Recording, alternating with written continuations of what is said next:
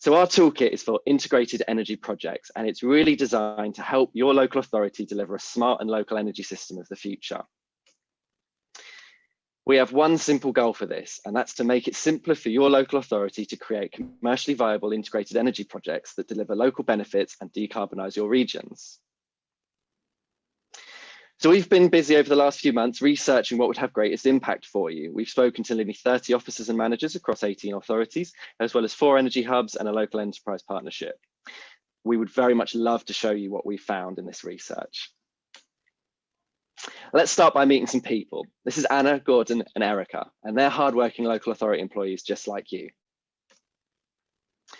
Anna is a low carbon projects officer. She wants to develop a viable energy project that creates local benefits and reduce carbon emissions. She's already used to making successful cases for standalone energy projects, but she isn't overly familiar with integrated smart energy projects. She'd like to understand the options, risks, and benefits so that she can make an initial case to her councillor. Next, Gordon. He's a commercial manager. Gordon has seen a funding call from central government and would like to develop a business case in response. He knows all about successfully making cases for regeneration projects, but he doesn't know much about energy. Gordon wants more information on the rates of return and payback periods that can be on offer so that he can pick the most viable projects. Lastly, Erica. Erica is a strategic delivery and energy manager. She knows that to reach net zero, she's going to need to find new ways to accelerate the growth of her low carbon project portfolio. She has an established regional strategy and is aware of conventional funding routes for this portfolio, but she's unsure what innovative revenue opportunities are being developed. Erica wants to understand whether an integrated energy system project could provide profitable returns to her council as a way of supporting future projects. Do you recognise these people? They're consolidated from across our meetings with your colleagues. We've built the following prototype that I'm about to show you based around the things they've asked us for. It's still an evolving picture. This is kind of where we're thinking. We'd love to hear more from you today about what you think of it and what we're missing, what you'd like us to focus on. So let's get into it. Beginning our toolkit. The first step is all about exploring integrated smart local energy system options to shape your vision. From there, you move through to compiling evidence to support your business case. Next is all about communicating engagingly to secure your feasibility funding and resources. And lastly, it's about partnering with the right collaborators to deliver your vision. So let's unpack each one in turn. First, let's go into explore. Exploring integrated energy projects. Now, each of these I'm going to show you is going to have a set of blocks for the kind of things that might sit within that area, and I'm just going to unpack them one by one. So the first thing might be about how you integrate your existing assets, how you can connect up different things that you've already got in place to create new revenue opportunities, new business models, new revenue stacking opportunities. You may also want to launch some new projects, but you may not know what the art of the possible is because innovation is changing so quickly. So how about an index of technology or an index of platforms that will allow you to connect up these technologies or your existing assets?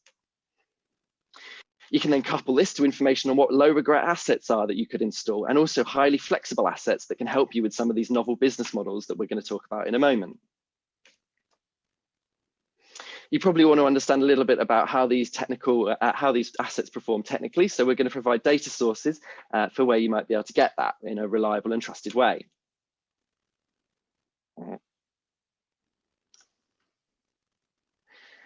Now, these smart energy systems are all about how you connect things together. So an interoperability matrix that describes how different things can connect, the synergies and the advantages they add is also really important.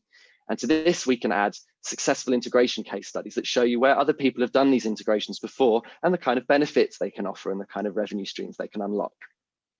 So those are the kinds of things we're starting in there. There's obviously a lot of detail under each one, but I just want to give you these at a high level before we move on to the next. So let's look at compiling evidence to support your business case.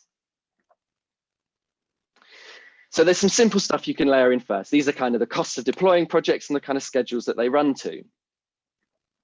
You probably also want to understand the kind of business models you can link into these and the value propositions. It might be flexibility offerings, it might be load balancing or demand shifting or trading between people. This is kind of an index of the different business models that technologies you've established on the first segment I've already shown you can operate under. These aren't just revenue creation opportunities. These are also co-benefit systems for your communities, and there'll be loads of different advantages they can offer, from clean air through to fuel poverty alleviation. So showing you how these different technologies, how these business models and value propositions can unlock co-benefits from your local areas is a really key part of what we want to put on offer here. Now, there's loads of different ways of delivering these. So we're going to put forward some delivery models for each one, and they're going to have different ranges of reward and risk, but also control that you'll have as a local authority, depending on how you partner to deliver them.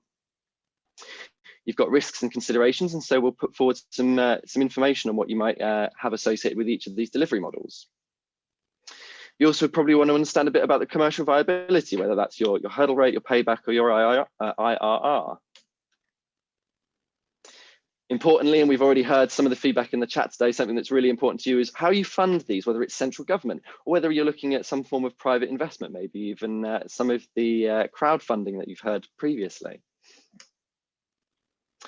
You may also want to understand what some of the policy interventions you can make are to help stimulate these. For instance, do you have a heat network that maybe you want to put some legislation in place to force connection to that for new developments or social housing along the path for it? And like in the first section, this is really going to link back to some of the case studies where we can show from within PIFA and other programs around the country how other local authorities have successfully created these new business models and rolled them out to their communities. So let's go back to our map to have a look at communicating next. It's all well and good having a great business case, but if you can't sell that to the people that make the decisions, well, that's probably one of the key steps here. So you need to understand who in your local authority, who in your local communities you need to communicate with, be that the finance department, HR department, or your councillors. You need to understand their needs, and then you need some materials that will help you rapidly upskill or onboard them to the thing you're selling. Ultimately, it's just another project like any other, and energy has a great habit of using lots of jargon. So let's give you some jargon aids and language aids and jargon busters to help you communicate these in simple and engaging ways to people that don't understand the nuances of energy and all the complexities of the markets. You probably want some diagrams and schematics to help you. So we're going to give you some simple things that you can use to create engaging narratives and reusable collateral. Well, there's also aspects of carbon literacy and commercial literacy that will be useful. And as I just see in my comment box down there, storytelling is really key to these. So tying that all together with some case studies of where successful communication has happened and successful stories have been told is really important. Lastly, how you partner. This is really all about procurement and commercial relationships, isn't it? So successful delivery. We can start with something simple. So a supply chain capability index showing you who can do what around the country or internationally. Well, we could also look at some accredited delivery partner certifications to show you who's actually competent and who really has got the skills to do these. One partnering opportunity, and this one is really close to my heart, is you've got the leading local authorities, but also the developing local authorities. They're developing really good key skills in certain areas, and often these roles are time bounded and they'll get redeployed. Well, what if you could keep those roles alive and bring in other local authorities to support you on your local projects? Just one option on offer potentially. We'd also look at bringing in procurement documents and process templates to enable you to draw on the good work done by others. I'm increasingly being told that they're having to invent new documents every time they create some new business model. So rather than having to create them, why can't you draw down on the ones created by other local authorities that are leading in those specific areas? Finally, some more case studies. These ones about successful and unsuccessful delivery. We know public sector procurement means you can't necessarily pick which partners you get. You have to go with your winning tenders often, but at least understanding what to look for in those tenders and what not to look for might be helpful to you as well. So that's our map of 4 steps and all of the bits that sit under it. As I said, it is an evolving picture. We would love to hear more from you now. We would also like to hear priority. We're not going to be able to deliver all 4 of these and all of the things we've said initially. It's going to be an evolving picture, and we're going to go with a minimum viable project to deliver first and then build on that as time goes on. So in the next breakout areas, we'd love to hear where you would like the focus, what you think is important and what you don't. So have we missed anything? And what do you think?